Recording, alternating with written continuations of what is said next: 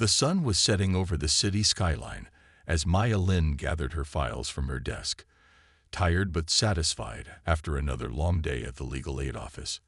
She'd spent the last 12 hours helping families fight unfair evictions, something she'd dedicated her life to ever since watching her own parents struggle against a corrupt landlord when she was young. The downtown streets were quiet as she drove her old Honda Civic, the same car she'd had since law school. The radio played softly in the background as she mentally planned her upcoming cases. Her phone buzzed with a message from her mother asking about Sunday dinner, their weekly tradition that kept her grounded despite her hectic schedule. Red and blue lights suddenly flooded her rearview mirror, painting the interior of her car in alternating colors. Maya checked her speedometer. She'd been going exactly at the limit. Years of helping clients with police encounters had taught her to stay calm in these situations, but something felt different this time. The aggressive way the patrol car had appeared, practically touching her bumper, sent a chill down her spine. She pulled over carefully, following every protocol she'd advised her clients about countless times. Right-hand turn signal, well-lit area, engine off, hands visible on the steering wheel. Through her side mirror, she watched two officers approach, their hands already resting on their belts. The way they walked, stiff, confrontational, made her lawyer's instincts kick in. License and registration, the first officer demanded without introduction, his flashlight beam hitting her eyes directly. Maya squinted against the harsh light, but kept her voice steady as she asked, "Officer, could you please tell me why I was stopped?" It was a simple question, one that any citizen had the right to ask.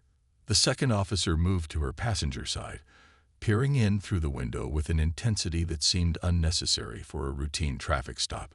"Ma'am, we give the orders here, not you," he said, his tone carrying a warning that made Maya's heart beat faster. But beneath her rising anxiety was a deeper emotion, determination. As a civil rights attorney who'd spent years fighting for justice in courtrooms across the city, Maya knew this moment wasn't just about her. It was about every client who'd sat in her office, voice shaking as they described similar encounters. It was about her younger brother, who'd been harassed so many times he'd started taking longer routes home just to avoid certain police precincts. She reached slowly for her phone, making sure her movements were clear and visible. "Officers, I'm going to record this interaction for everyone's safety," she announced calmly, remembering how many times she'd advised others to document their encounters. The first officer's face hardened, and his partner's hand tightened visibly on his belt. "Step out of the vehicle," the first officer ordered, his voice carrying an edge that Maya had heard too many times in her clients' recordings. The situation was escalating, but Maya knew that whatever happened next would matter, not just for her, but for every person who'd ever felt powerless during a traffic stop. In that moment, as she carefully placed her hands back on the steering wheel, Maya made a decision. She would handle this exactly as she'd always told her clients to, with dignity, strength, and an unwavering commitment to justice. What these officers didn't realize was that they weren't just dealing with another driver on a dark street. They were facing someone who'd spent her entire career preparing for moments exactly like this one. The tension in the air grew thicker as Maya carefully stepped out of her car. The night had turned chilly, but it wasn't the cold that made her arms break out in goosebumps. Above them, the streetlight flickered, casting strange shadows across the empty sidewalk. Her phone was still recording in her hand, its small red light a tiny beacon of security. "Put the phone down," the first officer commanded, taking a step closer. Maya noticed his body camera's indicator light was off, and she held her ground, speaking clearly into her phone's microphone. "I'm complying with all lawful orders, but I have the right to record this interaction." Her voice came out steady, though her heart was racing beneath her blue blazer. The second officer circled around her car, his boots scraping against the asphalt. "You lawyers think you know everything," he said, and Maya's eyebrows rose slightly. She hadn't mentioned her profession. They must have run her plates, looked up her information before even approaching her car. This wasn't random at all. Maya thought of the community meeting she'd led just last week, where she'd spoken out about the rising number of questionable traffic stops in minority neighborhoods. She'd seen the police department representatives in the back of the room, taking notes, their faces unreadable. Now, standing between two increasingly aggressive officers, those memories clicked into place like puzzle pieces. "Officers, I need to know the reason for this stop," she insisted, keeping her tone professional but firm. She taught countless community workshops about knowing your rights, and now she was living every word of her own advice. The irony wasn't lost on her, even in this tense moment. The first officer stepped even closer, invading her personal space. "You were swerving," he claimed, though both of them knew it was a lie. Maya had driven this route hundreds of times, always careful, always aware that as a woman of color, she couldn't afford to make even the smallest mistake. She noticed a car slowing down across the street, its driver clearly concerned about what they were witnessing. The officers noticed too, and their demeanor shifted subtly. The second officer moved to block the view from the passing vehicle, but it was too late. Someone else was watching now. "Turn around," the first officer ordered, reaching for his handcuffs. Maya felt her legal training kick in, mixing with the survival instincts her parents had instilled in her since childhood.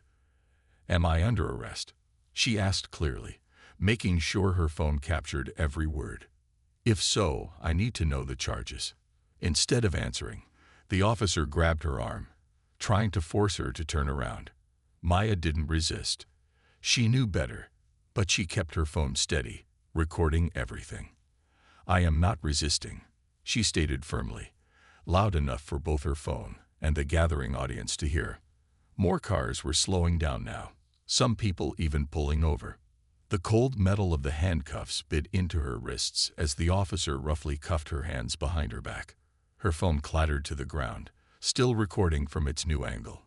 Through its microphone, it caught the sound of car doors opening across the street, witnesses stepping out to film what was happening. The second officer noticed their growing audience and spoke quietly to his partner. Maya caught fragments of their whispered conversation. "Not worth the paperwork," and "too many phones." But they were already committed to their course of action, too proud or too stubborn to back down now. As they led her toward their patrol car, Maya caught sight of her reflection in its polished surface. She stood straight-backed despite the handcuffs, her mother's words echoing in her mind. "Your dignity is something they can never take from you."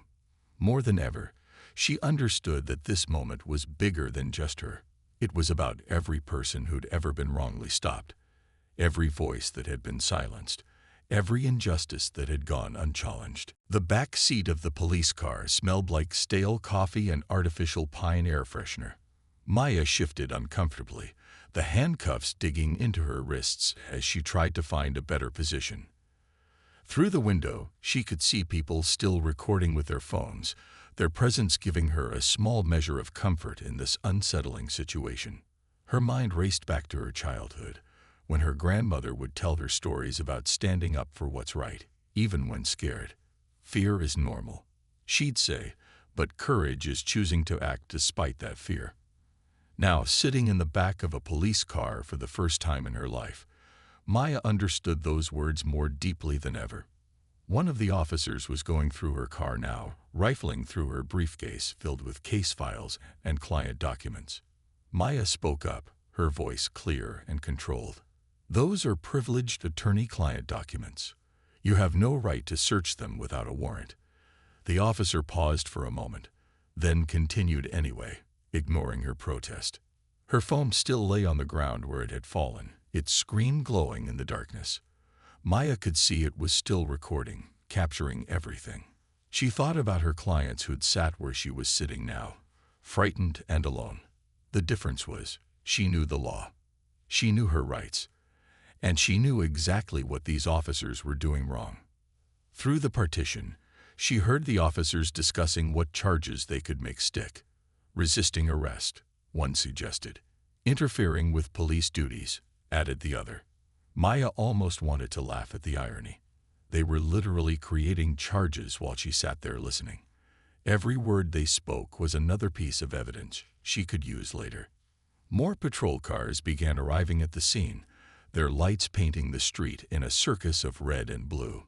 Maya noticed some of the officers who stepped out were wearing body cameras that were actually turned on. Good. The more documentation of this incident, the better. She'd learned long ago that in situations like this, evidence was everything. A small crowd had gathered on the sidewalk now, their phones still raised. Maya could hear them talking, some asking if she was okay, others sharing the video they'd captured on social media. The officers seemed increasingly nervous about the attention they were drawing. This wasn't going according to their plan. Through the window, Maya spotted someone she recognized, a local news reporter who'd covered some of her bigger cases. The reporter was already setting up with a cameraman, preparing to broadcast live. The officers noticed, too, their body language changing as they realized this routine traffic stop was quickly becoming a media event. Inside the police car, Maya closed her eyes for a moment, taking deep breaths like her yoga instructor had taught her. She could feel a headache coming on, but she refused to let it cloud her thinking. Every detail mattered now: the time, the badge numbers, every word spoken. She committed each fact to memory, building her case even as she sat in custody. The senior officer who'd arrived with the backup units was now talking to the original officers, his face stern. Maya couldn't hear what was being said, but she could read the body language. The new officer's gestures were sharp, disapproving. The two officers who'd stopped her were shifting uncomfortably, looking less sure of themselves with each passing moment. Maya thought about her mother, who would be waiting for her call about Sunday dinner. Instead, she'd be calling from the police station. But beneath her worry was a fierce determination. This wasn't just about a wrongful arrest anymore. This was about exposing a pattern of behavior that had gone unchecked for too long. Sometimes, change only comes when someone is willing to stand their ground, even if that ground happens to be the back seat of a police car. The fluorescent lights of the police station buzzed overhead as Maya sat in the processing area, still handcuffed. The clerk behind the desk kept glancing at her with obvious recognition. Maya had been here many times before, but always on the other side, defending her clients. Now she was seeing everything from a completely different angle. Outside the station, she could hear chanting. Word had spread quickly through social media, and protesters were already gathering. She recognized some of the voices: community members she'd worked with, activists who'd been fighting against police misconduct for years. Their presence sent a clear message: someone was watching, someone cared. The two officers who'd arrested her were in a glass-walled office with their supervisor, gesturing anxiously as they tried to explain their actions. Maya could read lips well enough to catch phrases like "she was threatening" and "felt unsafe," claims that would be easily disproven by the videos. The supervisor's face grew increasingly concerned as he reviewed something on his computer, probably the social media footage that was already going viral. A young officer brought Maya a paper cup of water, setting it down where she could reach it despite the handcuffs.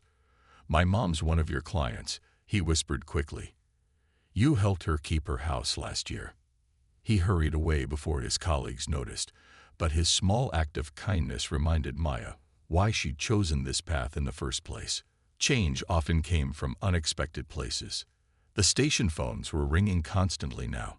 Maya could hear fragments of conversations, reporters asking for comments, community leaders demanding answers, even the mayor's office calling for information.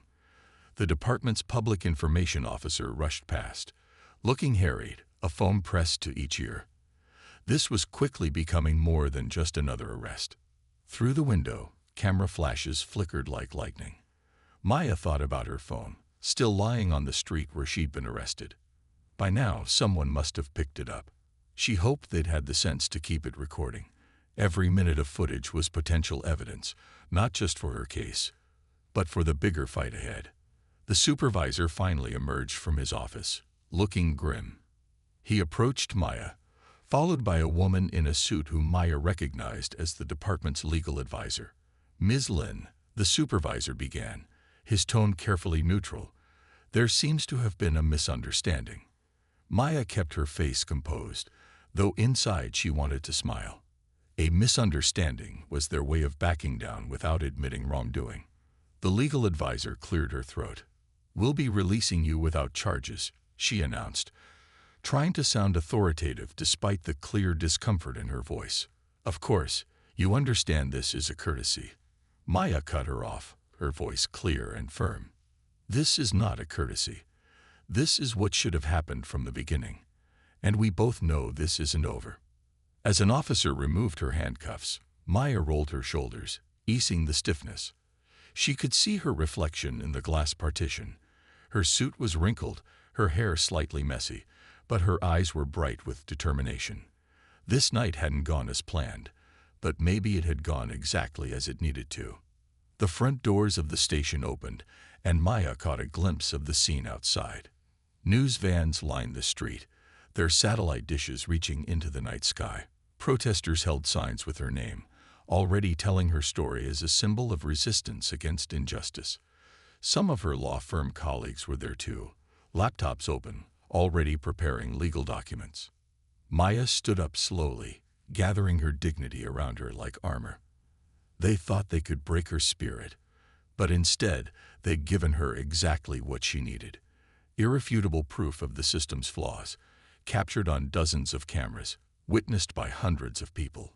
Sometimes the most powerful weapon against injustice was simply refusing to be silenced. The morning sun streamed through the windows of Maya's small law office as she reviewed the mountain of evidence on her desk. Her phone, returned by a kind bystander, had captured everything. The audio was crystal clear. Every unauthorized command, every ignored request for badge numbers, every whispered conversation between the officers when they thought no one could hear them. But her phone wasn't the only source. Her email inbox was flooded with videos from witnesses, each showing the incident from different angles. Some caught details she hadn't even noticed in the moment, like how the officers had been parked nearby before she even drove past, suggesting they'd been waiting for her. Others showed the growing crowd of concerned citizens, their voices rising in protest as they watched the scene unfold. A soft knock on her door interrupted her thoughts. A young woman stood there, clutching a manila envelope. "I work at the police station," she said quietly, glancing over her shoulder as if worried about being followed. "I saw what happened to you last night, and I think you should see these." She placed the envelope on Maya's desk and hurried away before Maya could even thank her. Inside the envelope, Maya found what she'd been hoping for: internal documents showing a pattern. Lists of targeted stops, unofficial quotas, and even internal messages discussing ways to pressure problematic community advocates. Her hands trembled slightly as she read. This wasn't just about one bad night anymore. This was evidence of a systemic problem. Her office phone rang. Another journalist wanting a comment. She'd lost count of how many interviews she turned down already. The media wanted to make this about her, but Maya knew it needed to be about something bigger. It needed to be about every person who'd ever been wrongly stopped, every voice that had been silenced, every abuse of power that had gone unchallenged. She pulled up her computer and began typing, her fingers flying over the keyboard. She was drafting more than just a complaint. She was building a case that could change things. The documents from the whistleblower, combined with the video evidence and witness statements, painted a picture of systematic misconduct that couldn't be ignored. Her phone buzzed with a text from her mother. "Are you watching the news?" Maya switched on the small TV in her office. The police chief was giving a press conference, looking uncomfortable as he talked about reviewing procedures and additional training. Maya noticed his careful choice of words. No actual admission of wrongdoing, no real promise of change. But something was different this time. The reporters weren't accepting the usual vague answers. They were asking tough questions, citing specific incidents, demanding real responses. Maya's case had cracked open a door that had been sealed shut for too long, and now others were finding their voices too. Her email pinged again, another former client sharing their story of being profiled and harassed. The pattern was becoming clearer with each new account. Maya started a new document, carefully logging each incident, each detail, each piece of evidence. She'd learned long ago that change doesn't come from emotion alone. It comes from methodically building an undeniable case. The community center called, asking if she'd speak at an emergency meeting that evening. Usually, Maya preferred working behind the scenes, but she knew this moment required something different. Sometimes you had to step into the spotlight to shine it on the real issues. She thought of her grandmother's words about courage not being the absence of fear, but the determination to act despite it. Looking out her office window, Maya could see more news vans parking on the street. What started as a simple traffic stop had become something much bigger. A catalyst for change, a moment of reckoning. The system had tried to break her spirit, but instead they'd given her exactly what she needed to fight back. Proof, witnesses, and a platform to speak the truth. The community center was packed, every seat filled, and people standing along the walls. Maya stood at the podium, her heart pounding as she faced the crowd. The room buzzed with energy. Angry, hopeful, determined. Behind her, a projector displayed images and video clips from that night, each piece of evidence telling its own story. A police representative sat in the back row, frantically taking notes. Maya noticed how he tensed up every time a new piece of evidence appeared on the screen. The internal documents she'd received were especially damaging. Spreadsheets tracking targeted interventions, emails discussing ways to intimidate community activists, unofficial quotas that disproportionately affected certain neighborhoods. "This isn't just my story," Maya said into the microphone, her voice steady despite her nerves. "This is about every person who's ever been pulled over for fitting a description. Every parent who's had to teach their children to be afraid of those who should protect them. Every community that's been silenced by fear." The room erupted in applause, phones raised to capture every word. An elderly man stood up slowly, leaning on his cane. "They did the same thing to me last month," he said, his voice shaking with emotion. But who would believe an old man's word against two officers? Maya watched as phones turned to record his story too. One by one, others began to stand, each sharing their own experiences. The police representative's pen couldn't move fast enough to keep up. Outside, more people gathered, watching through the windows.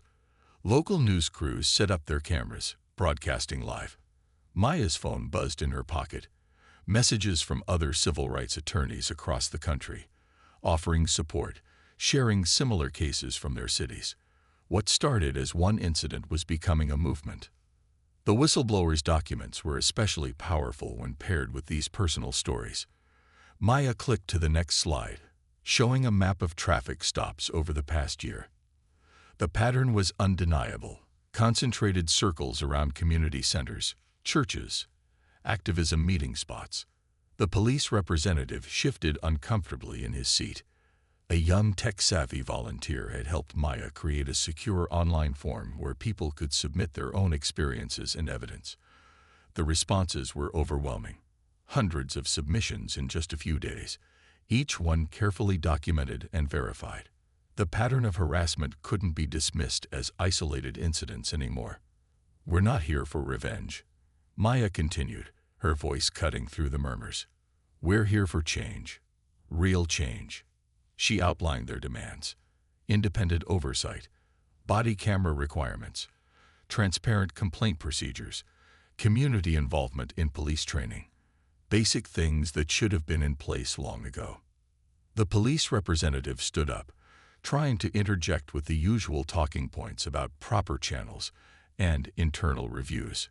But his words fell flat against the wall of evidence projected behind Maya. Someone in the crowd called out, "The proper channels are broken." Others joined in, their voices rising in agreement. Maya held up her hand, and the room fell quiet. "We're not asking anymore," she said firmly. "We're demanding, and we have the evidence to back up every single demand." She clicked to the final slide, a compilation of video clips from that night, showing the officer's misconduct from multiple angles. The police representative's face paled as he watched his colleagues' actions played back in high definition. As the meeting drew to a close, people lingered, sharing contact information, organizing follow-up actions. Maya watched as strangers exchanged phone numbers, community leaders planned strategy sessions, and young activists set up social media campaigns. The system had tried to silence one voice, but instead, they'd awakened hundreds. The police department's conference room felt tense as Maya sat across from the chief and his top officers. 3 weeks had passed since that night, and the pressure had become too much for them to ignore. Videos of her arrest had reached millions of views online, and similar stories from other cities were emerging daily. "Let's be clear," Maya said, sliding a thick folder across the polished table. "This isn't going away with a simple apology." Inside the folder were hundreds of documented incidents, each one meticulously verified. The department's lawyer flipped through the pages, his expression growing more concerned with each turn. The chief cleared his throat, looking uncomfortable in his crisp uniform. "We're willing to discuss changes," he began, but Maya cut him off gently. "We're past discussion," she replied, pulling out another folder. "These are our demands, backed by community input and legal precedent. And yes, the media is waiting outside for your response." Through the window, Maya could see the crowd gathering. Community members held signs, but they weren't just protest slogans anymore. They were specific demands for policy changes, training reforms, and accountability measures. The department's public relations officer kept peeking through the blinds, clearly nervous about the growing media presence. A young officer who'd been quietly observing suddenly spoke up. "She's right," he said, surprising everyone. "I've seen these problems firsthand. We're losing the community's trust." The chief shot him a sharp look, but others began nodding. The wall of silence was cracking from within. Maya pulled up a presentation on her laptop, displaying statistics that couldn't be ignored. Traffic stop data, arrest records, complaint patterns, all revealing undeniable disparities. "Your own numbers tell the story," she explained. "And now we have faces and voices to go with these numbers." The department's lawyer whispered something to the chief, who sighed heavily. "What exactly do you want?" he asked, his tone suggesting he already knew the answer would be more than he wanted to give. Maya smiled slightly. This was the moment she'd been waiting for. One by one, she laid out the changes. Mandatory body cameras that couldn't be turned off, regular anti-bias training led by community members, a civilian oversight board with real power, transparent complaint procedures, and regular public reporting of stop data. And, she added, immediate disciplinary action for the officers involved in my arrest. The room fell silent except for the muffled chants from outside. The chief glanced at his lawyer, who nodded reluctantly. They all knew the videos and documents had left them no choice. Fighting these demands would only bring more attention, more stories, more evidence of systemic problems. "We'll need time to implement these changes," the chief said, trying to maintain some control over the situation. Maya was ready for this too. "We've prepared a realistic timeline," she replied, pulling out another document, "with benchmarks that must be met. And yes, we'll be monitoring every step." A young officer in the back raised her hand. "Will we be involved in the process?" she asked. "Because some of us have ideas for improvements too." Maya nodded, noticing how many officers seemed relieved that change was finally coming. They'd been caught in the same broken system, many wanting change but feeling powerless to speak up. As the meeting wrapped up, Maya checked her phone. The community group chat was buzzing with updates. Similar meetings were happening in other cities, inspired by their success. What started as one frightening traffic stop had sparked a movement that couldn't be stopped. Outside, the crowd erupted in cheers as Maya emerged with the signed agreement. She held it up for the cameras, but her eyes were on the community members who'd stood by her through everything. Change wasn't coming because of her alone. It was coming because an entire community had found its voice and refused to be silenced. 6 months had passed since the agreement was signed, and Maya stood in front of the mirror, adjusting her suit jacket. Today was the first public hearing of the new Civilian Oversight Board, and she'd been asked to speak about the changes that had taken place. Her phone hadn't stopped buzzing with messages of support from community members and activists. The hearing room at City Hall looked different from how she remembered it. The old wooden barriers that had separated officials from the public were gone, replaced by a more open setup that encouraged dialogue. Every seat was filled with people from all walks of life: community members, officers, city officials, and even some faces she recognized from that night 6 months ago. A retired teacher who'd been appointed to the oversight board called the meeting to order. On the screen behind her, statistics told a powerful story. Traffic stops down by 40%, yet public safety numbers remained stable. Complaint resolution times had dropped from months to weeks. Body camera compliance was at 98%. But numbers didn't tell the whole story. Maya watched as community members stepped up to the microphone, sharing their recent experiences with police. A young mother described how an officer had helped her change a flat tire, taking time to explain each step. An elderly gentleman talked about police attending his neighborhood watch meetings, not to monitor, but to listen and learn. The most surprising speaker was one of the officers who'd arrested Maya that night. He stepped up to the microphone, looking nervous but determined. "I was wrong," he began, his voice shaking slightly. "What happened that night made me take a hard look at how I was doing my job. The new training programs have opened my eyes to things I never considered before." Maya noticed how the room fell silent, everyone leaning forward to listen. This wasn't in her prepared remarks, wasn't part of the planned presentation. But sometimes the most powerful moments are the unplanned ones. The officer continued, describing how the new community engagement requirements had changed his perspective on the people he served. A group of young officers sat together, nodding as their colleagues spoke. They were part of the new training program Maya had helped design, where community members shared their experiences directly with police cadets. The wall between us and them was slowly crumbling, replaced by understanding and shared purpose. The police chief, who'd initially resisted the changes, presented the department's new accountability measures. Every traffic stop was now recorded and reviewed. Officers who showed exceptional community engagement were recognized and rewarded. Those who violated the new policies faced real consequences, not just paperwork and promises. When it was Maya's turn to speak, she set aside her prepared notes. Instead, she shared a story from the previous week, how she'd been driving home late again, had seen those familiar flashing lights in her mirror. But this time was different. The officer was professional, respectful, body camera clearly active. She'd felt nervous, but not afraid. "Change doesn't happen overnight," she told the crowd. "It happens in small moments, in daily interactions, in choices we make when we think no one is watching." She gestured to the diverse group gathered in the room. "This is what real public safety looks like. Everyone working together, everyone's voice being heard." As the hearing continued, Maya noticed a small group of activists from another city taking detailed notes. Their community was just beginning this journey, inspired by what had happened here.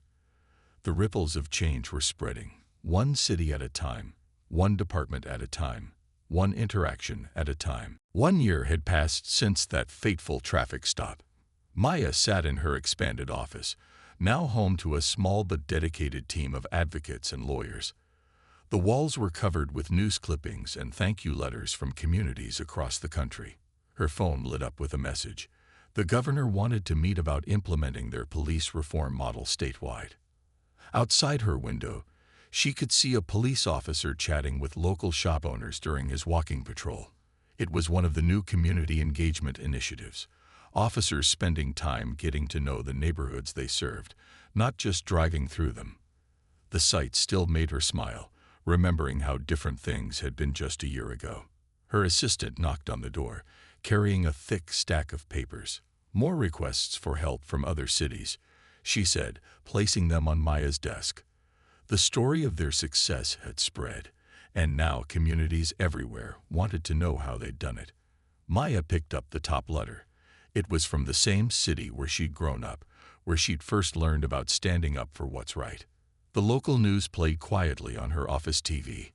A reporter was covering a police graduation ceremony, But it looked different from ceremonies of the past. Community members were there, not just as spectators, but as speakers and trainers. The new officers had spent as much time learning about the community as they had learning about law enforcement. Maya's phone buzzed again, this time a message from one of the officers who'd arrested her that night. He was now leading training sessions about bias and community relations, using his own experience as a teaching tool. "You should come speak to the new recruits," his message read. "They need to hear your story." She smiled, remembering how unlikely this friendship had seemed a year ago.